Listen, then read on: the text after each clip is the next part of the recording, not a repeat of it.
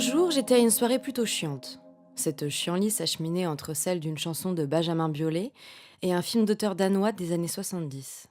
Ça faisait bientôt 1 heure que j'alternais entre les gorgées de Saint-Émilion et les morceaux de copa. Oui, c'est souvent chez les blindés qu'on s'emmerde le plus. Si tu bois froid juste après le potage chaud, ça va faire sauter l'émail de tes dents, Emmanuel.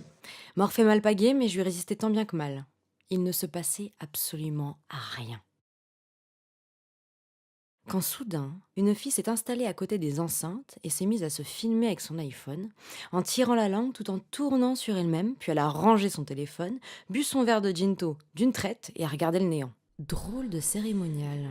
Je lui ai demandé si elle avait des tocs. Elle m'a dit qu'elle alimentait son compte Instagram, que c'était une sorte de réflexe. Ok.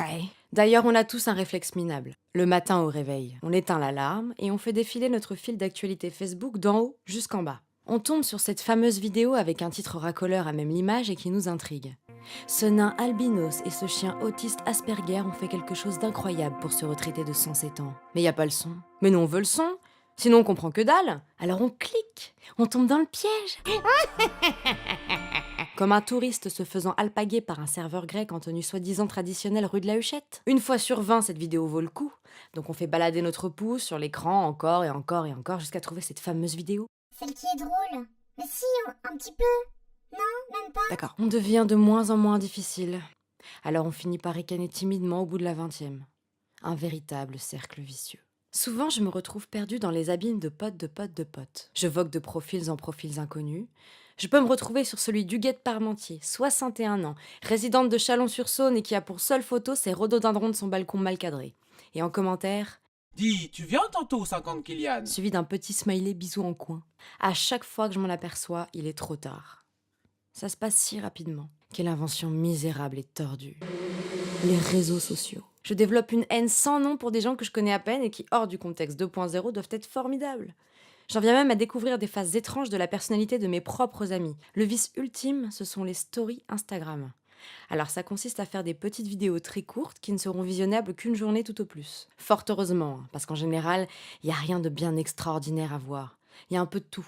Du concert mal filmé et inaudible, un déjeuner de famille agrémenté d'un family affaire, des pas sur le bitume suivis d'une moue à la Nabila, Joey Star dégustant un rhum Trois-Rivières, ta cousine sous filtre chien Snap qui chante le dernier Caris.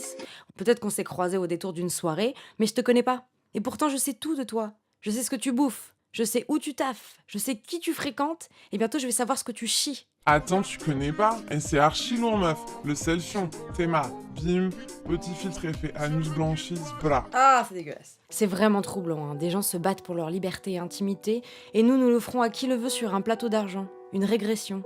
Ça nous procure du plaisir de faire croire au monde et finalement à nous-mêmes que notre vie est formidable. De la mythomanie. L'autre jour dans la rue, il y avait une femme à vélo, son téléphone à la main. Une voiture a pilé devant elle, et sous la surprise, elle a lâché son vélo, puis sous le poids de ce dernier, elle est tombée et s'est blessée. Un homme est venu à son aide et lui a demandé « Mais pourquoi est-ce que vous n'avez pas lâché votre téléphone ?» La femme a répondu « Bah, je voulais pas le casser. » Ah oui, mais c'est ça. Le téléphone fait donc partie intégrante de notre corps. Notre téléphone, c'est le prolongement de notre bras et de notre main. Notre application Facebook, le prolongement de notre cortex singulaire antérieur dit empathique. Notre application Tinder, le reflet de notre misérable et mortelle solitude. La femme à vélo, c'était moi. Et je regrette pas mon choix. Une attelle au doigt, ça coûtera toujours moins cher qu'une réparation d'écran iPhone. Ça, vraiment, j'aime trop faire ça. Genre, en mode, je suis avec une copine, et genre, on a la bite du mec, là, et là, on est là, comme ça, comme ça. Ouh, faut que je vous refasse une story, d'ailleurs, comment bien sucer, parce qu'il y a beaucoup de filles qui me le demandent.